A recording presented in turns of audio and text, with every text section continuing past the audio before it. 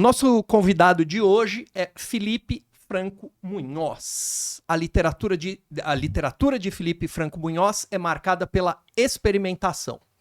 Ele é autor dos livros Guide to a Fall, que ele trouxe aqui pra gente ver, em coautoria com Nada Alturki. Falei certo? Nada Turque. Nada Turque. Pronto. A Bússola Adúltera de 2024, Dissoluções de 2024, Lanternas ao Nirvana de 2022, Identidades de 18 e Mentiras de 2016. Ele ainda traduziu do russo a seleta de poemas de Pushkin, falei certo? O Cavaleiro de Bronze e outros poemas pela Kalinka, da Daniela Montian. E foi contemplado com as fellowships e residências, várias. International Writing Program, nos Estados Unidos. Apoiado pelo Bureau of Education, eu vou gastar todo o meu inglês, and Cultural Affairs of the US Department of State. Isso foi uma, certo? Santa Maddalena Foundation, na Itália. McDowell, Estados Unidos. U Cross Foundation, Estados Unidos. Art Omi Writers. Falei certo? Artomai, perdão. Estados Unidos. Sangam House, Índia, apoiado pelo Itamaraty, e Festival Artes Vertentes, Tiradentes, Minas Gerais. São muitos passeios. Seja muito bem-vindo. Muito obrigado, agradeço demais a presença, Rogério, Ricardo, Márcia. Seja bem-vindo, Felipe. É um prazer estar com você aqui. Ricardo, você quer começar ou eu começo? Comece você. Vou começar. Sou eu que começo? Eu queria só fazer um comentário rápido antes, que eu achei muito curioso a conexão com a entrevista anterior da Márcia, porque o primeiro conto que eu publiquei, eu não vou lembrar exatamente o ano agora, mas o primeiro conto que eu publiquei saiu numa coletânea que chamava Livro dos Novos, por uma editora de Curitiba, chama Travessa dos Editores. Ele foi inspirado, e o contexto ficcional é relacionado com a casa do Hemingway em Cuba. Eu visitei a casa do Hemingway em 2011, achei muito fascinante aquilo e acabei desenvolvendo uma ficção de um personagem que estava visitando aquela casa. Então ele lembra da história dele, né? E vai contando o caminho dele em direção à casa, e depois ele descreve a casa e fala um pouco do Hemingway, enfim. Então tem essa conexão. E mais recentemente, até por conta desse conto, que deve ter saído assim em 2014, eu fiz uma tradução que ainda não foi publicada, que vai sair pela Kalinka também, dos poemas em prosa do Turgenev. Oba, que legal. Eu adoro Turgenev. É um livro muito bonito. E eu tinha visitado a casa do Turgenev, que é um museu também, uma casa-museu, na França, perto de Paris, em Bougival. É na França? Onde ele viveu os últimos anos. E eu acabei escrevendo um longo pós-fácil para essa tradução, relacionado com a casa também, falando do Turgenev, mas como ele escreveu esses poemas em prosa nessa casa, e eu tinha visitado e tinha, né, esse estudo na cabeça, eu resolvi fazer alguma conexão com aquele conto do Hemingway, voltar mais ou menos nessa proposta de entrelaçar o espaço arquitetônico com a obra que foi produzida ali dentro e com algum tipo de ficção contemporânea. Então achei muito legal essa coincidência do acaso. Você sabe eu acho essa coisa de sincronicidade, embora me assuste um pouco, às vezes eu fico um pouco com medo dessas sincronicidades. Eu tenho medo de tudo que eu não entendo direito, né? Mas eu acho muito legal, eu acho muito bacana. E não é a primeira vez que acontece aqui. Não é a primeira vez. A gente entrevistou uma vez, a gente trouxe um associado da UBE que era médico, o Hélio Plapper, e na sequência a gente entrevistou a Juliana Dantas, falando de cuidados paliativos. E aí, assim, também foi... Vocês não combinaram isso? Não, ele era médico, ela falando de cuidados paliativos. Enfim, o podcast da UBE é cheio de sincronicidades. Felipe, eu queria saber qual é a tua formação de leitor. Quais são os teus autores da infância, assim, primeiros autores, e os da adolescência? Comecei a ler muito cedo. Eu morava no litoral, estudava no interior, enfim, tinha uma geografia que acho que colaborou para que eu fosse uma criança leitora. Os amigos da escola não estavam presentes no meu cotidiano, né? Enfim. Por causa das idas e vindas. E acabei li muita história em quadrinho, começo, claro, Turma da Mônica, né? Li muito Agatha Christie, coisas do tipo, quando eu era criança, assim. Legal. E a partir daí eu virei eu lia demais, sempre fui de ler demais, ler de tudo. Acho que aí teve colaborações ousadas dos meus pais, né? Eu encontrei uma edição de quando eu tinha 8 anos, que eu ganhei do Último Dia de um Condenado à Morte, do Vitor Hugo, e O Homem que Sabia Javanês. Aos 8 anos, o último dia do condenado à morte? Então foram leituras muito ousadas. Para muito ousadas, né? Aí depois, assim, claro, fui lendo, assim, nesse caldeirão todo. Quando eu era adolescente, eu comecei a ler muito livro de filosofia. Eu tive uma fase que eu li muito livro de filosofia. Não lia mais muito ficção na adolescência. Tinha uma turma que gostava muito de ler livros de filosofia. Depois, quando eu fui chegando mais perto do vestibular, faculdade, voltei a ler mais ficção. E ficção e poesia, né? E não deixei de lado totalmente a leitura de livro de filosofia, mas na minha vida nunca mais teve aquele espaço. Mas eu acho que foi importante para a formação, num primeiro momento, ter lido Marx com 13 anos, ter lido Descartes, ter lido esse tipo de coisa, assim, claro, entendendo uma porcentagem provavelmente pequena disso tudo, mas isso de alguma forma acho que foi formando... Foi ampliando o entendimento. Foi ampliando o entendimento de alguma maneira, sem dúvida. Mas depois aí foi um amor muito grande mesmo pela ficção a partir de determinado momento. Você fez curso superior do quê? Eu fiz comunicação social, publicidade e propaganda. Publicidade e propaganda. Olha, na SPM? Não, eu estudei na UFPR. Na UFPR. Na época eu morava em Curitiba. Curitiba. Olha só, eu achei que você era de letras. Pois ou filosofia. Pois é, mas eu acabei nunca, apesar de ter tido essa formação com publicidade, eu nunca trabalhei com isso, desde a época da universidade. Quando eu estava na universidade, em 2010, eu já estava escrevendo, né? Ganhei uma bolsa Funarte de criação literária. Na época eu tinha feito um livro de contos, que eu nunca publiquei, e estava escrevendo um primeiro romance, pensando em publicar, em tentar achar um caminho para publicar esse livro de contos, que é o livro que virou Mentiras, né? Mas em 2010, enquanto eu fazia faculdade, acho que eu devia estar no segundo, terceiro ano da faculdade, eu ganhei a Bolsa Funarte de Criação Literária, e aquele deu uma virada de chave completo na minha cabeça, e ali eu decidi que eu ia tentar fazer disso uma profissão. Então eu nunca, por exemplo, eu nunca fiz nenhum estágio numa agência de propaganda, nem nada. Nunca quase pisou. Não. Ao contrário do pai do Ricardo, que era da publicidade, mas não parou de escrever, né? Eu trabalhei em propaganda também. Pronto, é o dia das revelações. Além da sincronicidade, tem revelação também. Você trabalhou em agência de propaganda? Trabalhei na agência do meu pai. É o que eu ia dizer. Contra quem você trabalhou na agência de propaganda? Podcast da UBS de surpresa. Revelações. Ricardo, faz uma sua. A gente fez metade. Eu queria ler um trechinho do Lanternas ao Nirvana, que é um livro do qual eu gosto muito, e eu vou fazer a pergunta depois de ler esse trechinho, tá bom? É um livro em que a pandemia está muito presente, é um livro que foi publicado em 2022, e ele tem a pandemia muito presente. O lapso, o título é sempre bom ler o título, né? Preâmbulo de uma cortina. O lapso específico da infecção. Qual?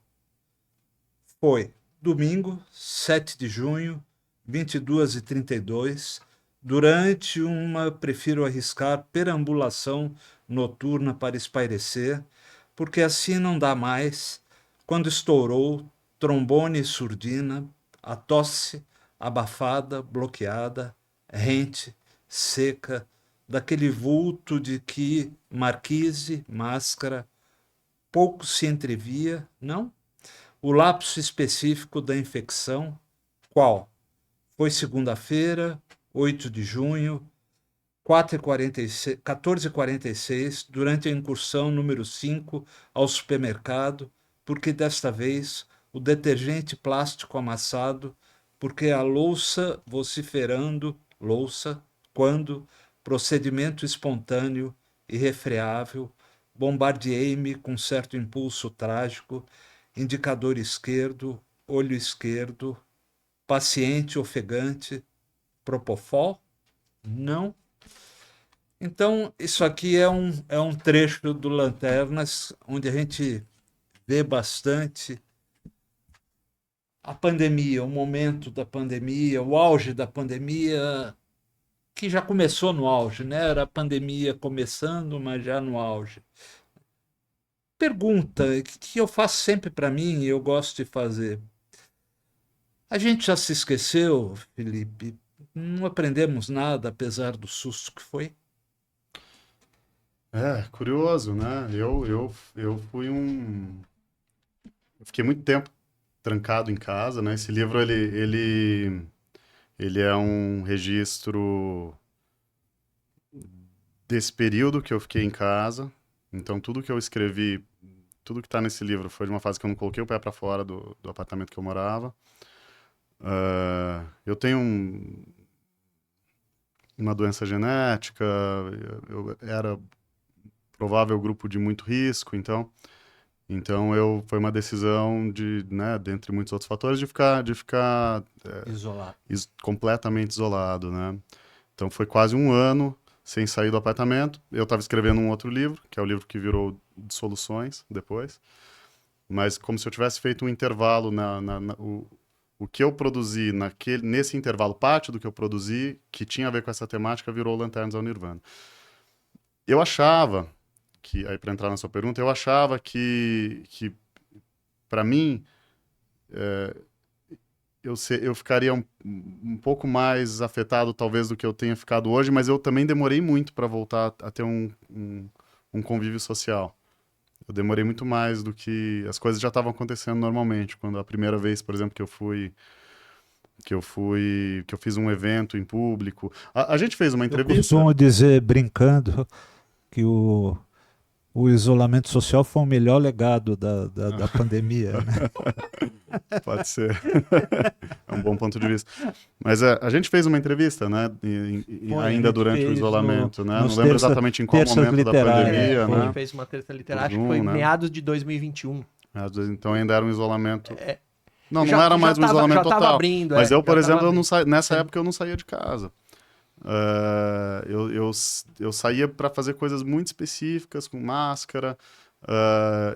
A primeira vez que eu fiz uma viagem mais longa, por exemplo, foi março de 2023. Eu fui para uma residência nos Estados Unidos, e ali eu sabia que eu ia precisar abandonar os meus medos todos, né? Porque seria impossível conviver com outras pessoas, né? Tá num contexto de avião, tudo. Mas, por exemplo, eu fiz essa viagem ainda de máscara, higienizei a mesinha do avião com álcool gel.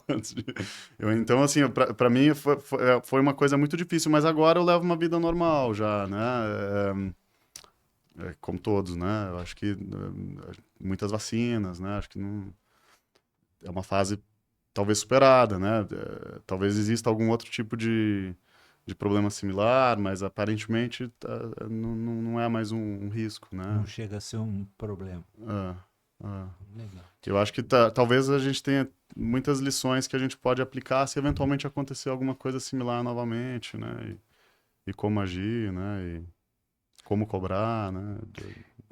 Dos políticos. O Felipe, a gente está muito aqui na UBE, a gente fica muito... Você acabou de falar que a primeira saída que você deu foi essa para um desses longos passeios que você fez por aí. Quando a gente está aqui na UBE, a gente fica muito preso no que está acontecendo na literatura brasileira, ou quem está escrevendo, etc. E você tem saído bastante, né? Eu queria que você falasse um pouco dessa experiência, assim, para você, como é fazer uma residência literária, genericamente, assim, ou você pode falar daquela que você quiser.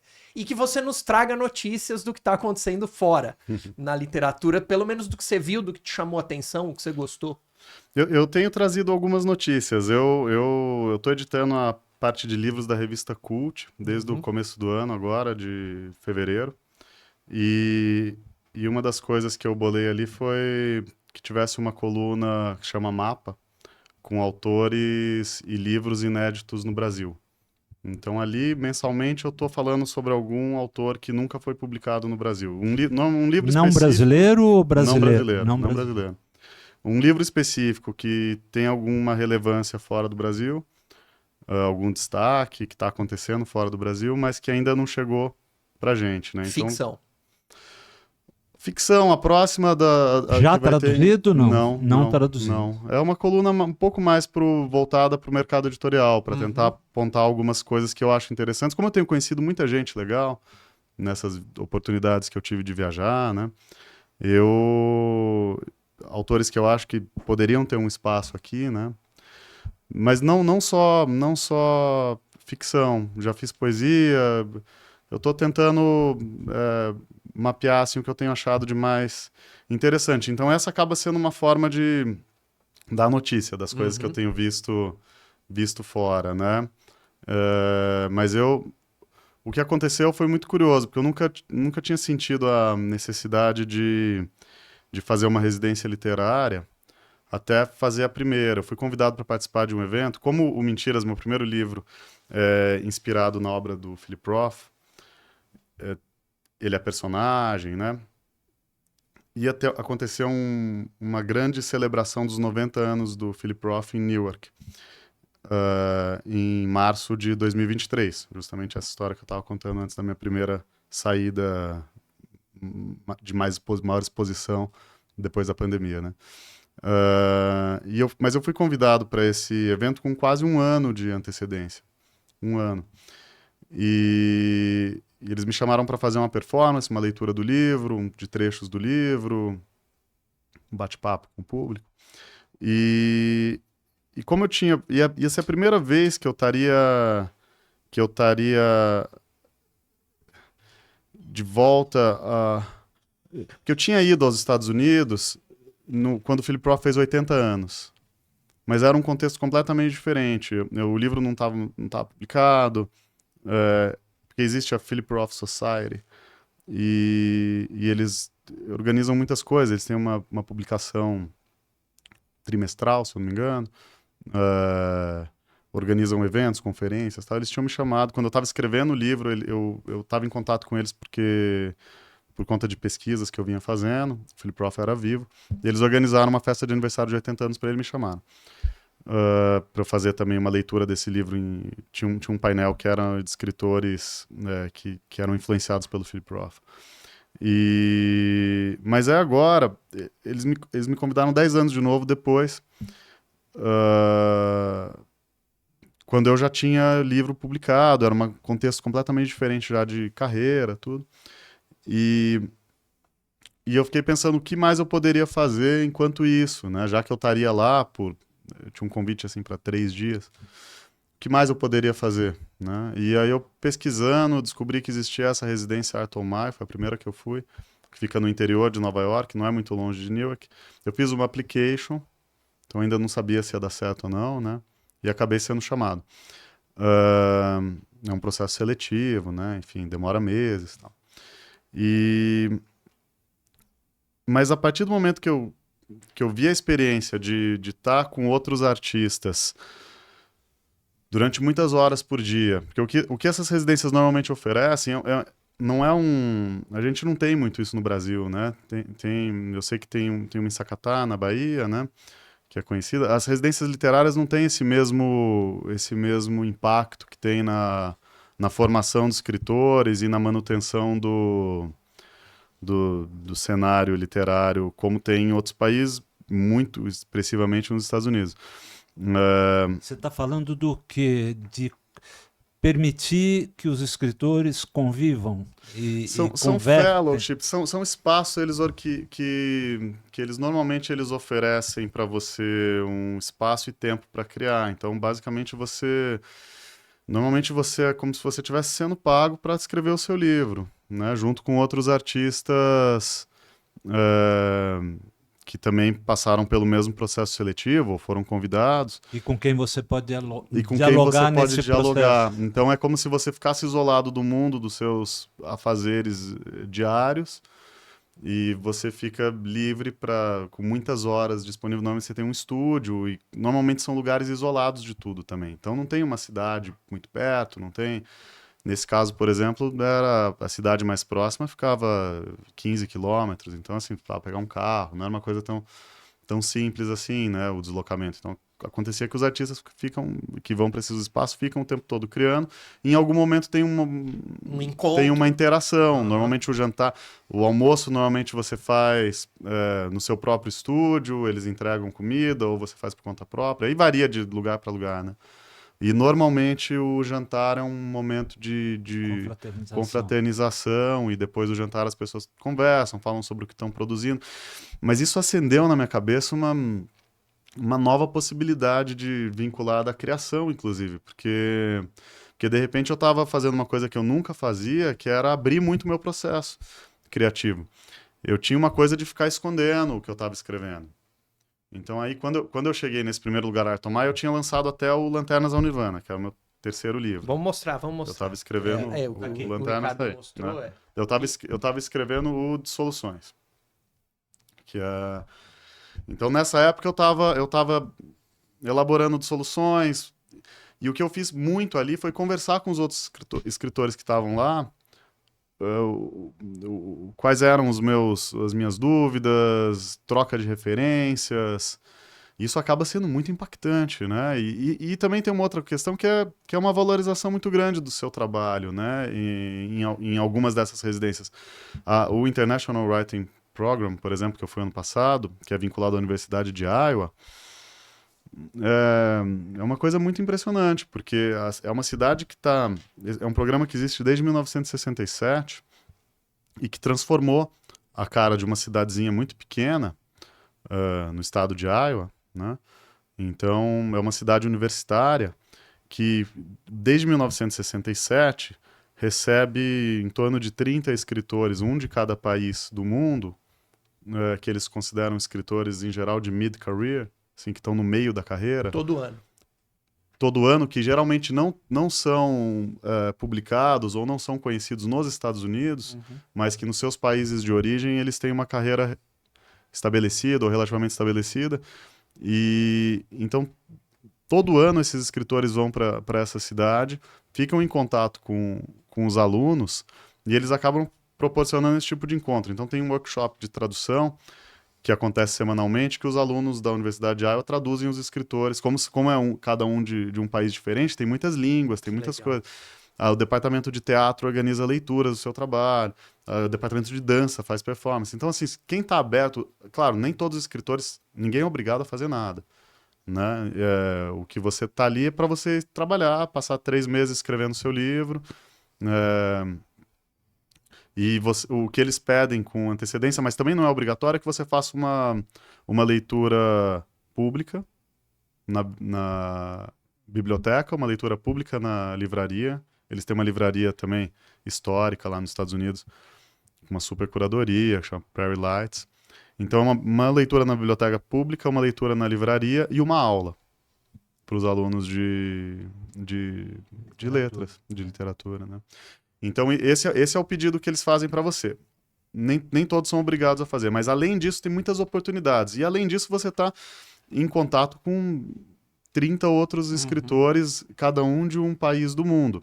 E isso, por exemplo, acabou proporcionando que eu escrevesse o livro Guide to a Fall. Isso que eu ia perguntar. O resultado O resultado, que era uma coisa que não precisava acontecer, foi uma surpresa. não era obrigatório. Não. Isso foi uma surpresa muito grande, né? Porque você não precisa entregar nada. Normalmente nessas residências todas não tem nenhum tipo de contrapartida que você precisa entregar um texto ou alguma coisa. Normalmente tem a ver com uma leitura em algum lugar. Normalmente o que se pede é que você faça uma leitura para a comunidade local, que você faça uma... Né? Mas nesse caso, eu tinha uma oportunidade de escrever para uma revista americana. Eu tinha algum receio de escrever diretamente em inglês e pintou numa conversa, logo na primeira semana, eu estava conversando com a Nada, que é uma autora que nasceu na Arábia Saudita, cresceu na Arábia Saudita, mas ela é bilíngue, então ela fala tanto em árabe quanto inglês, e ela trabalha com inglês. Ela escreve para o Arab News, que é um veículo de comunicação do mundo árabe de língua inglesa, é jornalista. E pintou essa ideia de escrever junto, em parte porque eu acho interessante a ideia de uma criação colaborativa, em parte eu estava um pouco angustiado com a ideia de talvez escrever uma coisa em inglês direto sem ser minha língua mãe, e a gente teve uma ideia junto, e a gente acabou começando a escrever. A primeira ideia era que fosse para essa revista, mas uma ideia puxou outra, que puxou outra, que puxou outra, e quando a gente viu, a gente estava escrevendo. Então, eu lembro que eu cheguei em Iowa City, eu estava muito aberto para escrever coisas novas. Eu tinha acabado de entregar o Turgenev, que eu estava traduzindo para Kalinka, que eu comentei aqui no comecinho. E foi uma coisa muito trabalhosa. Então, assim, eu lembro que eu terminei o Turgenev antes disso. Enfim, eu terminei outros compromissos, então eu tava com a cabeça muito, muito aberta para novas, para começar uma coisa nova. Só para registrar aqui que o Pais e Filhos talvez esteja entre os 10 livros que eu mais gostei na minha vida. É maravilhoso. Turgenev, para mim, é um Não, eu autor... também. Não, eu também. Pais e Filhos é incrível. Os poemas em prosa também. E não é traduzido. Ainda não saiu o meu, né? Então ainda não tem tradução para o português, mas é um livro muito bonito. Assim, as últimas coisas que ele escreveu, pequenos fragmentos incríveis. Também só para registrar, eu preciso te perguntar de onde vem o seu conhecimento do russo, mas a gente não precisa falar disso agora. Vamos terminar o assunto das residências. Voltaremos. Mas aí com a Nada, a gente foi criando fragmento a fragmento e uma ideia de construir um livro que fosse uma espécie de um mapa da cidade. Então, assim, aqui é como se... Eu estou mostrando aqui, mas vocês não vão conseguir ver, né? É como se cada lugar... Uma esquina aqui? É um espaço específico. Então, é como se cada espaço da cidade tivesse um registro de mapa. Tem alguma coisa acontecendo num espaço específico e o mapa vai crescendo aos poucos, né? Então, quando a gente teve essa ideia, a gente identificou que não seria só um texto curto para uma revista, mas poderia eventualmente virar um livro, né? E virou. E virou, muito rapidamente, né? Aí tem muitas questões que envolvem esse livro. Uma é que nós ficamos 3 meses em Iowa City, a gente definiu que o que a gente escrevesse ali, a gente não ia tentar continuar fazendo esse projeto depois, então a gente precisava terminar aquilo lá, enquanto a gente ainda estivesse lá. A gente fez uma leitura pública na última semana, quando o livro estava quase fechado na nossa cabeça, e já fechado o conceito de que seria um livro curto. A gente fez uma leitura pública, muitas pessoas vinculadas à universidade foram assistir e apareceu uma proposta que a própria Universidade de Iowa publicasse o livro. Então, imediatamente começou um processo editorial. Então, cujo resultado é este aqui. Cujo resultado é esse aí. Então, de novembro para cá, entre novembro e janeiro, teve um processo editorial muito pesado para a gente conseguir terminar esse processo, porque eles queriam publicar o livro já prevendo um possível corte dos financiamentos da nova administração, que aconteceram. De fato aconteceu. O livro foi publicado rapidamente, então assim, foram impressos 100 exemplares, esse é um dos 100 únicos exemplares que existem, além de algumas cópias que foram feitas que mandam para a imprensa, né? Assim, mas que acabou que nem isso aconteceu, não deu tempo. Porque as cópias da imprensa foram usadas em um lançamento que a gente fez na Arábia Saudita, em Riad, em janeiro. Você esteve lá? Sim. Olha só! Foi uma experiência muito curiosa, também dentro do International Writing Program. Eles têm vários programas, né? Um deles chama Lines and Spaces, que leva delegações, normalmente com autores estadunidenses para outros países, né? Mas como tinha uma delegação programada para visitar a Arábia Saudita, o livro prestes a sair, A e a autora era de lá. então faltavam só eles me levarem, o que eles fizeram. Bom, e aí uma outra história, foi incrível, né? Fizemos o lançamento, aconteceu, mas o lançamento aconteceu exatamente no Inauguration Day, o dia da posse Sim. do Trump. E na sequência as verbas foram todas cortadas. Então, do International Writing Program, o programa teve um corte de $1 milhão, que era basicamente o que sustentava o programa. O BE podia ter uma residência, hein, Ricardo? Vamos pensar isso pro futuro. Vamos pensar isso pro futuro. É incrível. Inclusive, a gente pode até aproveitar aqui e usar a experiência do Felipe para ajudar a gente a construir essa residência. Ajuda a gente a pensar uma residência. Sem dúvida, sem dúvida. Por favor, é a sua vez.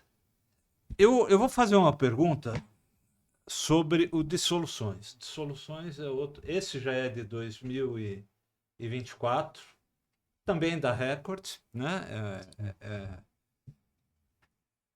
Como já era o Lanternas ao Nirvana, tá? Mas aí é pergunta de cara meio ou atento demais ou chato demais, eu não sei.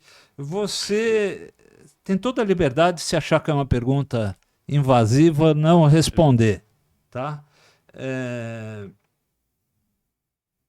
Eu fiquei intrigado com a dedicatória. Será que eu revelo? Para Manus sem amor. Dá para explicar ou ficou claro para quem foi e basta? Agora tá passando uma grande dúvida na minha cabeça se eu devo explicar essa dedicatória ou não, porque... Você já sabe que vamos o espaço dizer é Deixa eu te dizer, eu tenho uma sobrinha que é Manu, e que eu amo muito. Né? Então, assim, se fosse dedicatória a minha, seria para Manu com muito amor. Não, eu vou revelar então, já que estamos entre amigos. Por favor. Entre amigos, com a transmissão internacional. O livro, ele teve um título pregresso, que não era Dissoluções, que era o título que eu acabei incorporando como título do ato 1, que é O Amor no Fim do Futuro. Quando eu contei esse título para um amigo, ele falou, pelo amor de Deus, que coisa mais cafona. O amor no fim do futuro não dá. Você não pode. Ele falou assim, você... E aí ele contou a história do mundo coberto de penas. Olha só. E ele falou, você já pensou se Vidas Secas chamasse o mundo coberto de penas? Quase chamou. Ele falava, você não pode fazer isso. E eu falei, imagina, né? Vou mudar meu título. Eu gosto de O Amor no Fim do Futuro, que absurdo. Mas aquilo ficou martelando. Passaram assim uns 2 meses, o livro já na Record, já estava num processo assim avançado. O Rodrigo já te enchendo. O Rodrigo era o editor. Eu acho que o Rodrigo gostava mais, o Rodrigo Lacerda, né? Eu acho que ele gostava mais do Amor no Fim do Futuro. Mas aquilo ficou na minha cabeça durante alguns meses. Se tivesse sido imediatamente depois, que ele teria saído como O Amor no Fim do Futuro, mas com o tempo, revisando o livro, eu ficava pensando, será que é cafona esse aqui? Será que eu preciso mudar?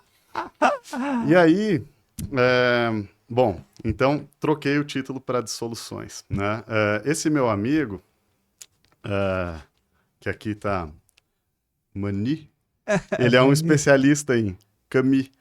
Então, eu não, para não deixar tão escancarado assim, esse especialista em Camus é nosso queridíssimo Manuel da Costa Pinto.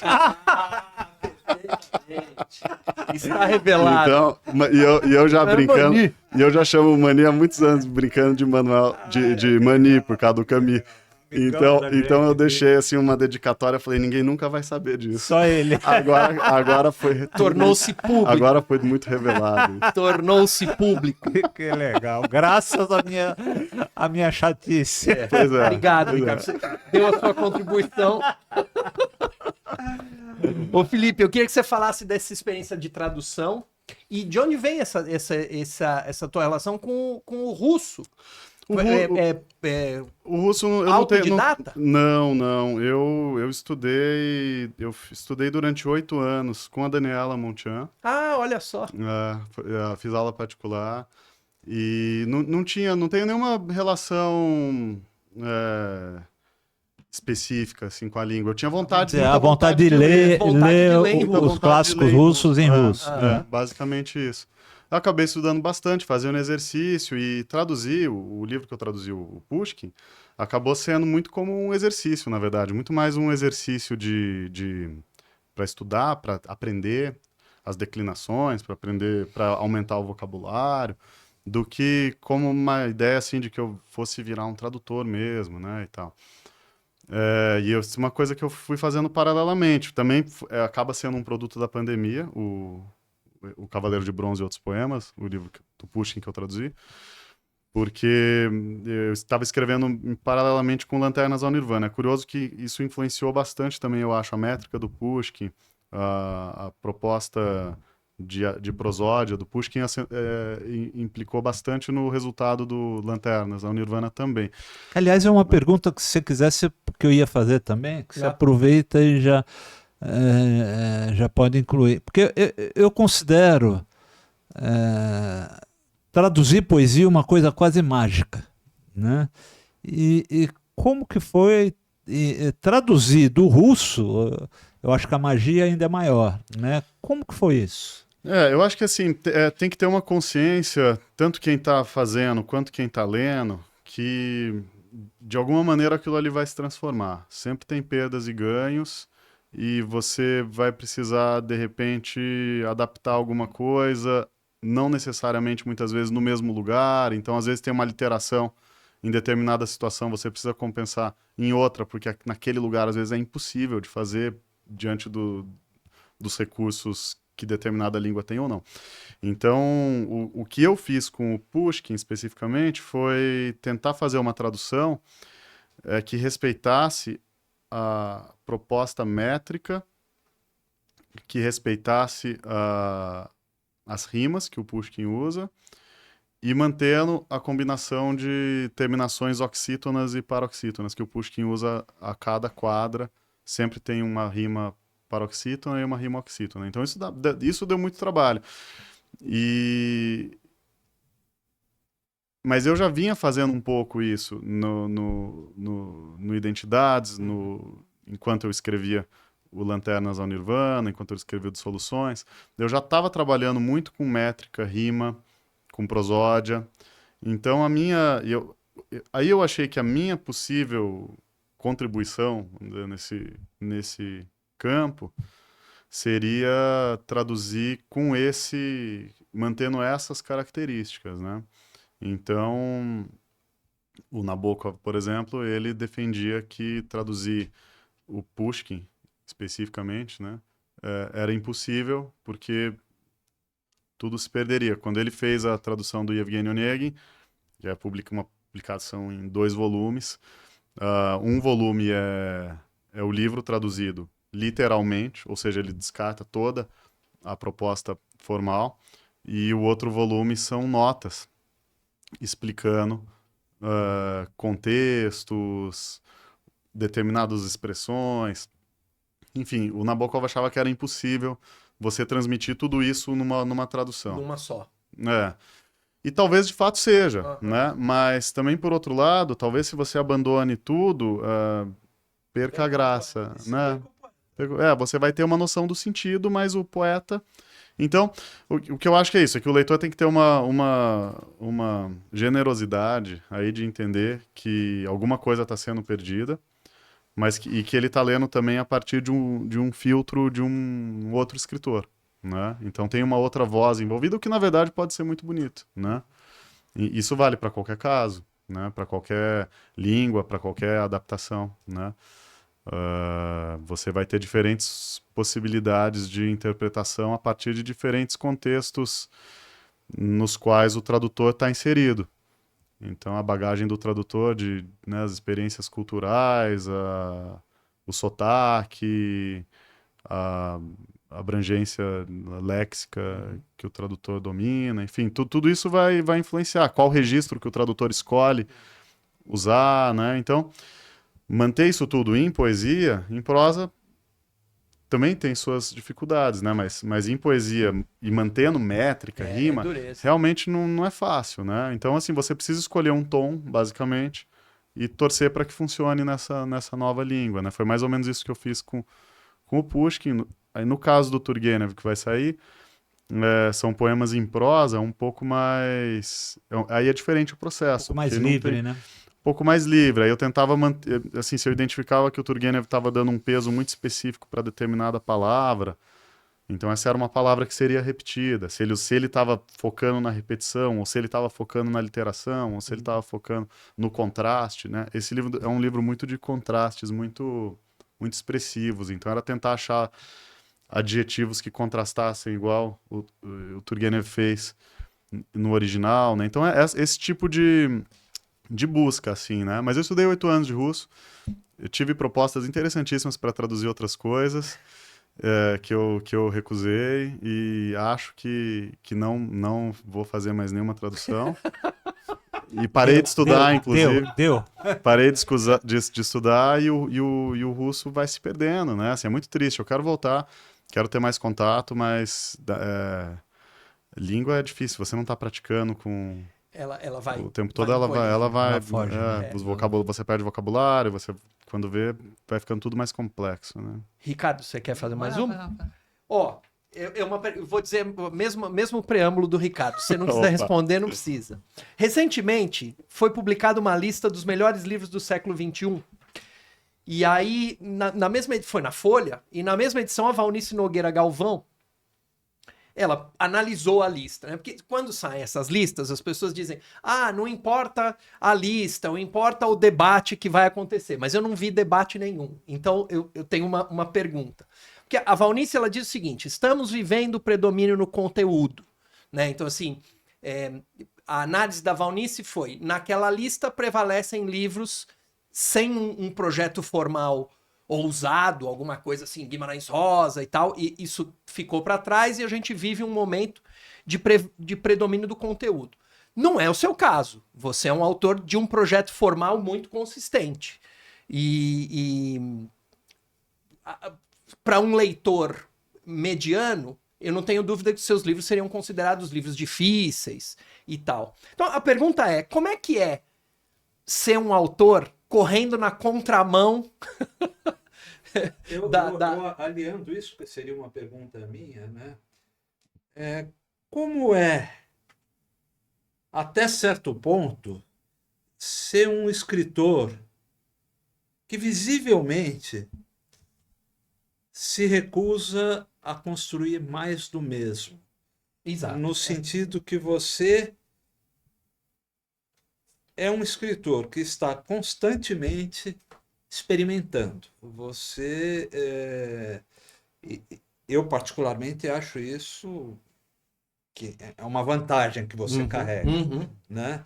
Mas aparece para mim como um projeto de escrita, um projeto de trabalho, o experimentalismo. Como que é isso? Não, totalmente. É um projeto de escrita, um projeto de trabalho. Eu acho que pode ser uma vantagem, pode ser desvantagem também, dependendo do ponto de vista, porque realmente acaba tendo menos espaço em muitos sentidos esse tipo de literatura, infelizmente, né? Eu acho que, na verdade, eu como leitor, eu não sou um leitor que se limita a determinado tipo de proposta estética ou a determinado gênero.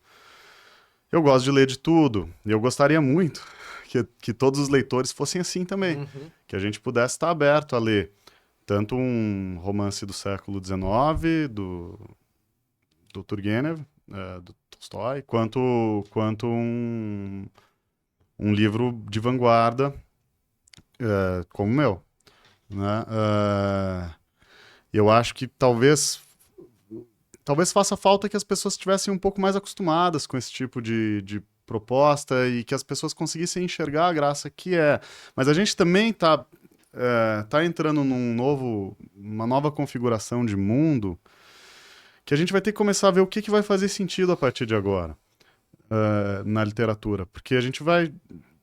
Tá ficando muito claro, cada dia tá ficando mais claro que a gente vai apertar um botão e essa narrativa mais convencional vai ser gerada do outro lado. Sem dúvida.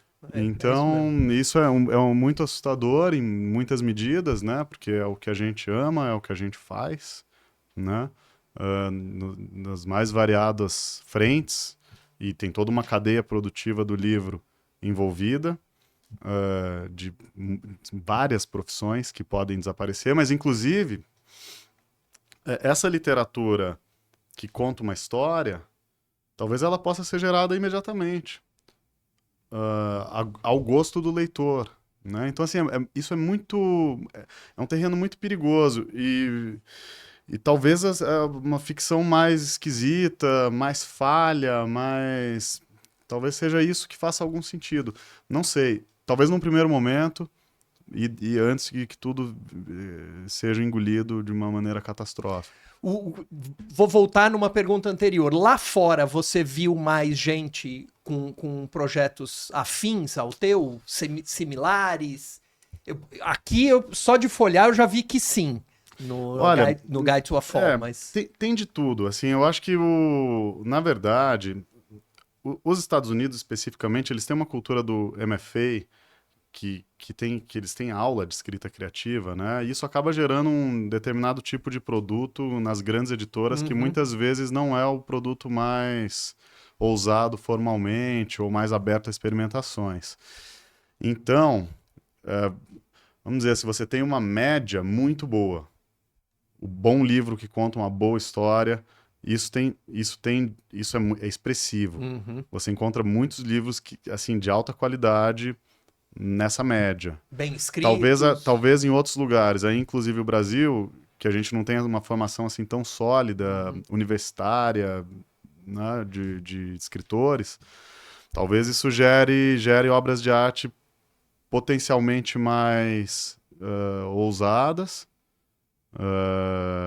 e um mercado literário também com alguma receptividade para isso, né? É difícil encontrar um livro com a cara do meu numa editora grande nos Estados Unidos, como aqui o meu livro publicado na Record, né? Uma editora gigante, comercial. Então, isso talvez seja uma vantagem do nosso mercado e do fato de a gente ser mais livre. O Brasil acaba tendo uma brecha, então, para um projeto como o seu. Acaba tendo uma brecha, porque lá os espaços estão todos ocupados por uma coisa hiperprofissionalizada, né? Mas isso falando especificamente dos Estados Unidos, né? Agora, viajando, Índia, tudo, eu conheci muita gente Itália, muita gente muito legal, assim, que está fazendo trabalhos... E nos Estados Unidos também, claro. Estão fazendo propostas estéticas mais...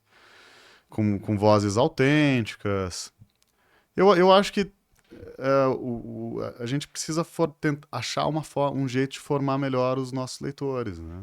Aqui no Brasil. Mais políticas públicas, mais leitura, basicamente. Né? Para a pessoa passar por tudo isso e de repente chegar em um livro que tem uma proposta formal não convencional e consiga extrair algum tipo de prazer disso também. Esse é o meu sonho, né? Que a pessoa leia e não fale assim, putz, achei muito difícil, tal. Foi, né, assim, sofri. Não, eu queria que a pessoa tivesse um prazer estético lendo aquilo, né, prazer da fruição estética, né, e também da incompreensão, né, que muitas vezes acho que a gente vive muito num mundo que tudo é muito mastigadinho e faz falta um pouco a incompreensão na arte, né, sendo que isso é comum. Por exemplo, se a gente jogar para artes visuais, a gente nem sempre entende o que está acontecendo, qual foi a proposta mas, Felipe, do artista. sabe o que eu acho, sinceramente? Eu acho que o leitor que não for um leitor experiente, né, não vai ler o Grande Sertão e achar legal e entender. E já está escrito aí há muito tempo, né?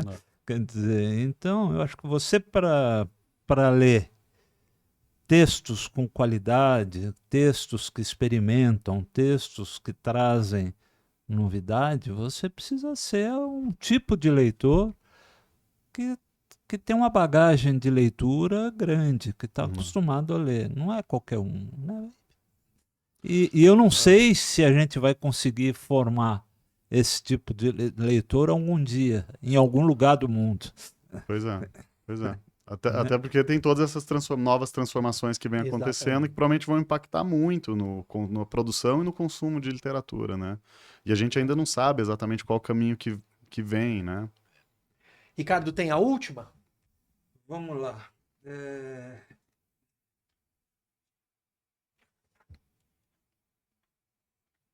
Uma dúvida que eu tenho, né? A dramaturgia está sempre presente na tua obra, né? Acho em quase tudo.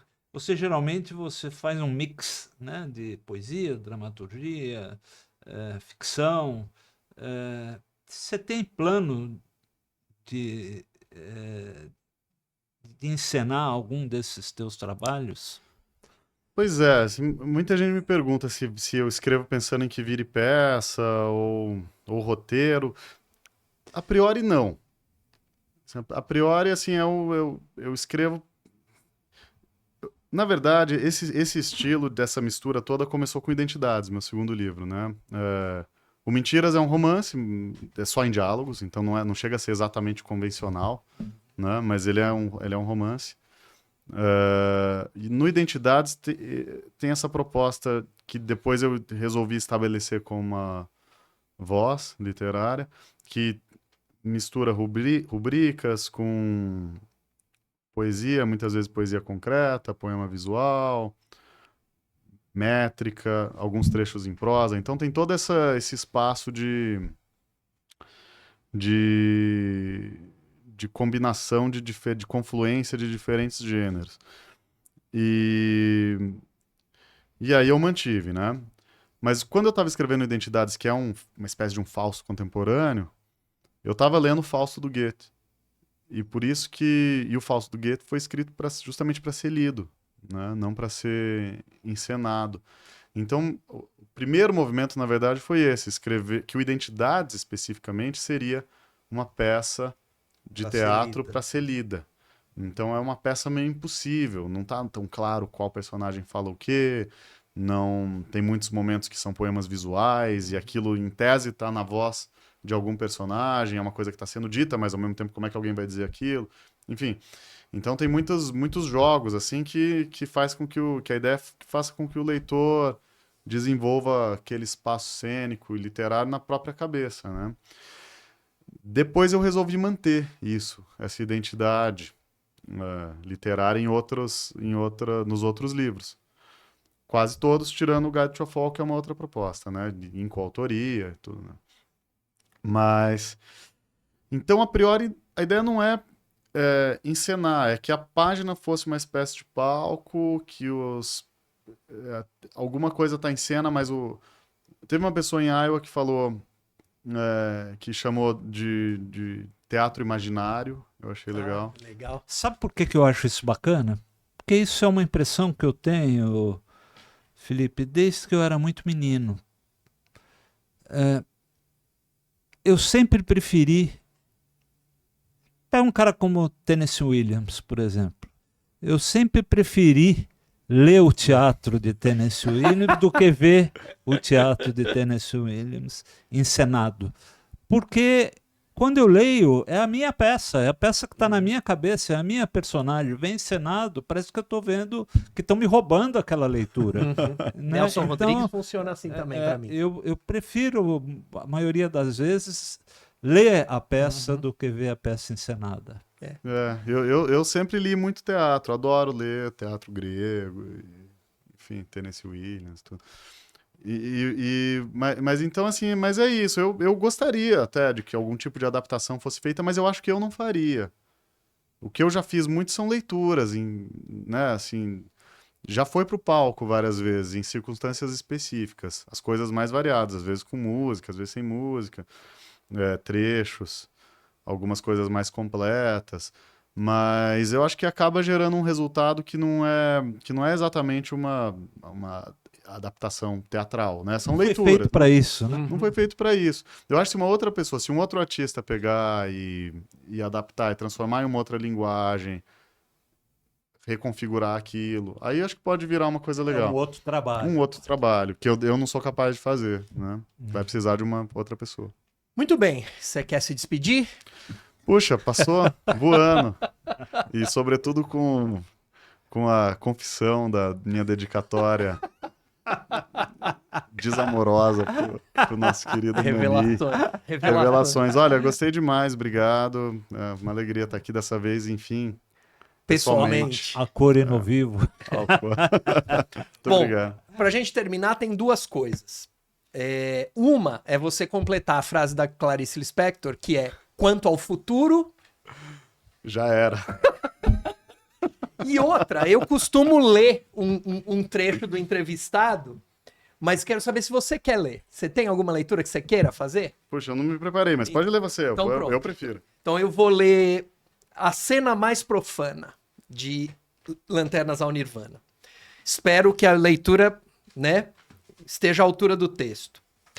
Tanto feito o minotauro faminto, quanto feito o fio que tenro socorre, meu sussurro de repente percorre cada fresta, fundo em seu labirinto. Quase altar e quase arena, com lanternas ao nirvana, da proposta mais obscena para a cena mais profana. Falsa Rússia do impossível revelo, quando acendo um verso flerte no quarto. Faz-se a flama assim com ares de infarto. Passo o timbre, meu, roçando o martelo. Quase altar e quase arena, com lanternas ao nirvana, da proposta mais obscena para a cena mais profana. Tanto a graça que reprime um alarme, quanto a gota que tsunami retorna, lanço ao molde, aliterando com charme várias flechas nos canais a bigorna. Quase altar e quase arena, com lanternas ao nirvana, da proposta mais obscena para a cena mais profana. Muito obrigado. Muito legal. Nós é que agradecemos. Obrigado, Felipe, por estar aqui com a gente. A trilha sonora especial para a UBE é de autoria de Zeca Viana. Candongas não fazem festa. Eliakim Batista é o responsável pelas redes sociais da UBE. Os cortes vocês vão ver nos nossos perfis. Você vai receber o convite para fazer a colaboração. Gargamel Produções faz produção e efeitos. Rodrigo Costa, Maria Clara, que está aqui com a gente, Vinícius Souza e um simpático bruxo que persegue lisérgicos seres azuis, anunciando que o futuro, minhas senhoras e meus senhores, mora aqui no bairro do Limão, em São Paulo. Roteiro é de Rogério Duarte.